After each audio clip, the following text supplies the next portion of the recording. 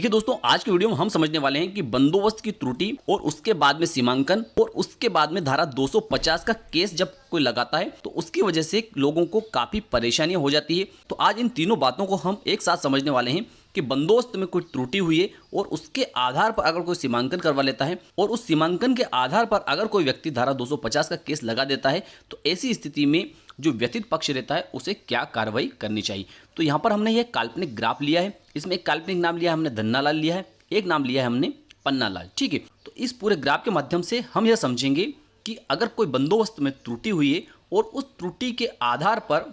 अगर कोई सीमांकन होता है और उस सीमांकन से धारा 250 का केस लग जाता है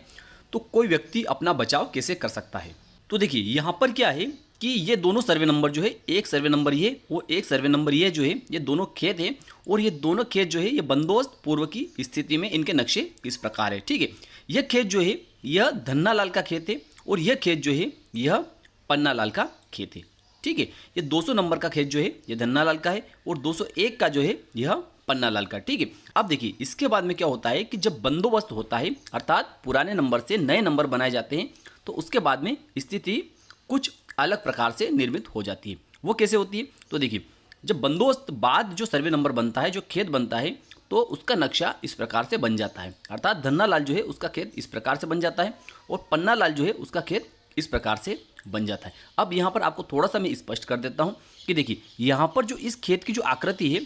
आप देखते होंगे, ये आकृति जो है, लेकिन इसकी जो आकृति है इसमें कुछ परिवर्तन है। ठीक है, इस खेत में और इस खेत में और इस खेत में क्या अंतर है देखिए, इसके लिए हमें इस खेत को समझना होगा। इस खेत की आकृति आप देखेंगे और इस खेत की आकृति देखेंगे तो इस खेत की आकृति जो है थोड़ी सी बढ़ा दी गई है। ठीक है, और इस खेत को थोड़ा सा इस खेत में खिसका दिया है अर्थात इसकी जो अगर यहाँ से अगर इसकी ये सीमा होती, कहाँ से, यहाँ से इसकी अगर इस तरीके से रेखा आ जाती तो ऐसी स्थिति में क्या होता कि इस खेत की आकृति भी सही हो जाती और इस खेत की आकृति भी इसके समान हो जाती। ठीक है, अब ये तो हुई बंदोबस्त की त्रुटि। ठीक है, यहाँ पर बंदोबस्त की त्रुटि के कारण यह नक्शा जो है यह गलत बन गया है। ठीक है, यह नक्शा जो है यह गलत बन गया है, लेकिन अब क्या होता है कि ये पन्नालाल जो है ये क्या करता है कि इस गलत नक्शे के आधार पर सीमांकन करवा लेता है। ठीक है, अब यह गलत भी बन गया है, ये नक्शा गलत भी बन गया है और इसका रकबा जो है इससे ज़्यादा वर्तमान में अंकित कर दिया है। क्या किया कि इसका जो पहले रकबा था वह इस नक्शे की आकृति के अनुरूप था, लेकिन बाद में जो नक्शा ये बढ़ाया है इसका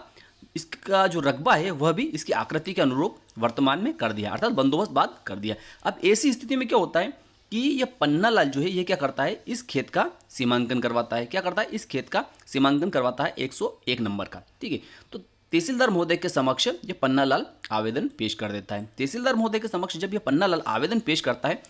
तो आरआई महोदय और पटवारी महोदय जो है ये आसपास के पड़ोसी कृषकों को अर्थात इस धन्नालाल सहित अन्य पड़ोसी कृषकों को सूचना पत्र देने के बाद में जब इस खेत का सीमांकन करते हैं तो उस सीमांकन में क्या होता है कि ये वाला जो एरिया है आप देखते होंगे, ये वाला जो एरिया है यहाँ पर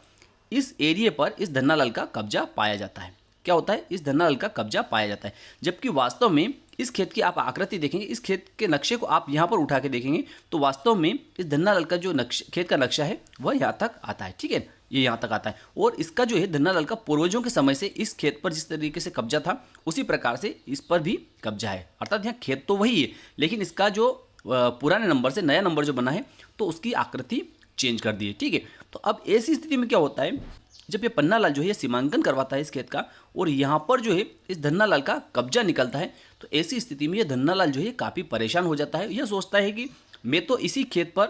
जब इस तरीके से मेरा खेत था उसी टाइम से मैं इस पर यहाँ पर कब्जे में हूँ, लेकिन यह जो गलती से जो नक्शे में गलती हुई है उसकी वजह से ये खेत जो है इसका जो पन्नालाल का खेत है यह इधर खिसका दिया है। तो ऐसी स्थिति में ये धन्नालाल काफ़ी परेशान रहता है। अब ये धन्नालाल क्या कर सकता है तो देखिए, जो इस पन्नालाल ने सीमांकन करवाया है अब उस सीमांकन को यह धन्नालाल जो है चुनौती दे सकता है और ऐसी स्थिति में इस धन्नालाल को क्या करना चाहिए कि बंदोबस्त पूर्व का ये नक्शा निकालना चाहिए, ये वाला नक्शा भी निकालना चाहिए, बंदोबस्त पूर्व का इस सर्वे नंबर का खसरा निकालना चाहिए और इस सर्वे नंबर का भी खसरा निकालना चाहिए, बंदोबस्त बाद के इस सर्वे नंबर का नक्शा और इस सर्वे नंबर का नक्शा और इन दोनों के खसरे भी इस धन्नालाल को निकालना चाहिए। ठीक है, इसके बाद में इस धन्नालाल को जो सीमांकन हुआ तहसीलदार महोदय के द्वारा उस सीमांकन की पुष्टि से पूर्व, है ना, उस सीमांकन की पुष्टि से पूर्व इस धन्नालाल को तहसीलदार महोदय के समक्ष आवेदन पेश करना चाहिए अर्थात आपत्ति पेश करनी चाहिए। अगर तहसीलदार महोदय ने सीमांकन की पुष्टि कर दी है तो ऐसी स्थिति में तहसीलदार महोदय के जो सीमांकन की पुष्टि का आदेश है उसके विरुद्ध मध्य प्रदेश भू राज्य संहिता की धारा 129(5) के तहत उपखंड अधिकारी महोदय अर्थात एसडीओ महोदय के समक्ष आवेदन पेश करना चाहिए और वहां पर ये सारे दस्तावेज इनको पेश करने चाहिए कि बंदोबस्त पूर्व की स्थिति ये थी और बंदोबस्त बाद की स्थिति इस प्रकार से है, नक्शे में भी और खसरे में भी। ठीक है, अब देखिए, अब ये क्या होता है कि पन्नालाल जो रहता है ये क्या करता है कि इस खेत का जो सीमांकन हुआ है उस सीमांकन रिपोर्ट के आधार पर यह क्या करता है कि तहसीलदार महोदय के समक्ष धारा 250 का केस भी लगा देता है कि इस एरिए पर जो है इस धन्नालाल का कब्जा निकला है और यह ज़मीन जो है यह इस पन्नालाल की है। ठीक है, तो इस तरीके से धारा 250 का केस जब ये इस धन्नालाल के विरुद्ध लगा देता है इस जमीन को लेने के लिए, कौन सी वाली, इस जमीन को लेने के लिए, तो ये धन्नालाल और भी काफ़ी परेशान हो जाता है। ठीक है, तो ऐसी स्थिति में इस धन्नालाल को क्या करना चाहिए कि मध्य प्रदेश भू राज्य संहिता की धारा 75 के तहत अर्थात 75 के तहत त्रुटि सुधार के लिए अर्थात बंदोबस्त की त्रुटि सुधार के लिए एसडीओ महोदय के समक्ष एप्लीकेशन पेश करनी चाहिए और उसमें सारी बातें लिखनी चाहिए इसको कि मेरी ज़मीन का पुराना नंबर ये है और इस पन्नालाल की ज़मीन का पुराना नंबर ये है, मेरी ज़मीन का पुराना नक्शा जो है इस प्रकार का था और वर्तमान नक्शा त्रुटिपूर्ण इस प्रकार से बना दिया है और इस धन का पुराना नक्शा जो है खेत का इस प्रकार था और वर्तमान नक्शा जो है इसका त्रुटिपूर्ण इस प्रकार बना दिया है और इस धन्नालाल को अपने आवेदन पत्र में जो एसडीओ महोदय के समक्ष धारा 75 का पेश करता है उसमें यह भी लिखना चाहिए कि किस दिशा में यहाँ पर त्रुटि हुई है, अर्थात यहाँ पर इसको बताना है कि यहाँ पर ये जो दिशा है, जो भी नक्शे में दिशा है उसके अनुसार बताना है कि यहाँ पर जो है इसकी आकृति इस प्रकार थी, पहले यहाँ पर ऐसे थी, केवल सटा हुआ लगा हुआ था, लेकिन अब इसको बीच में इधर खिसका दिया है। ठीक है, तो इस प्रकार से इस धन्नालाल को आवेदन पत्र जो है उपखंड अधिकारी महोदय के समक्ष पेश करना चाहिए और ये सारे दस्तावेज जो है बंदोबस्त पूर्व के खसरे, बंदोबस्त पूर्व के नक्शे और बंदोबस्त बाद के नक्शे और बंदोबस्त बाद के खसरे दोनों खेत के है ना, इस पन्नालाल के खेत का भी पेश करना है और इस धन्नालाल के खेत का भी आपको पेश करना है। साथ ही साथ आपको रीनंबरिंग सूची अर्थात जिसमें नए पुराने नंबर लिखे हुए वह सूची भी आपको उपखंड अधिकारी महोदय के समक्ष पेश करनी चाहिए। अब देखिए, अब ऐसी स्थिति में क्या होगा कि उपखंड अधिकारी महोदय की जानकारी में अगर ये बात आ जाती है कि वास्तव में यहाँ पर नक्शे में और रकबे में गड़बड़ी हुई है और पहले का रकबा और नक्शा जो है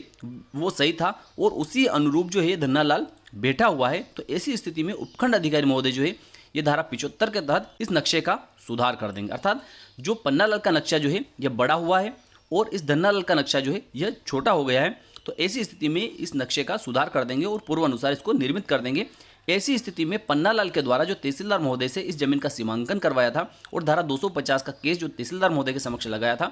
वो दोनों केस जो है वे निरस्त हो जाएंगे। देखिए, एक बात का और विशेष ध्यान इस धन्नालाल को रखना चाहिए कि जो केस इस धन्नालाल ने इस पन्नालाल के विरुद्ध उपखंड अधिकारी महोदय के समक्ष धारा 75 का अर्थात इस नक्शे की दुरुस्ती के लिए, इन नक्शों की दुरुस्ती के लिए पेश किया है, इस केस की प्रमाणित प्रतिलिपियां लेकर इस धन्नालाल को तहसीलदार महोदय के समक्ष पेश करनी चाहिए। कौन से केस में? जो केस धारा 250 का इस पन्नालाल ने तहसीलदार महोदय के समक्ष पेश किया है और इस जमीन का कब्जा लेना चाहा है, उस केस में इस धन्नालाल को वे नकलें पेश करनी चाहिए ताकि इससे यह प्रमाणित हो जाए कि हाँ, वास्तव में इस जमीन का नक्शा जो है वह गलत बन गया है और उसके संबंध में उपखंड अधिकारी महोदय के समक्ष कोई कार्यवाही विचाराधीन है। ऐसी स्थिति में तहसीलदार महोदय जो है अगर इनको थोड़ा सा संदेह हो जाएगा उस संबंध में, तो वे भी धारा 250 का केस जो है उसको वे निरस्त कर सकते हैं। तो मैं विश्वास रखता हूं कि आपको आज का वीडियो अच्छा लगा होगा। अच्छा लगा तो इस वीडियो को लाइक कर दीजिए, अधिक से अधिक लोगों तक इसको शेयर कर दीजिए। फिर मिलते हैं अगले वीडियो में, तब तक के लिए जय हिंद, जय भारत।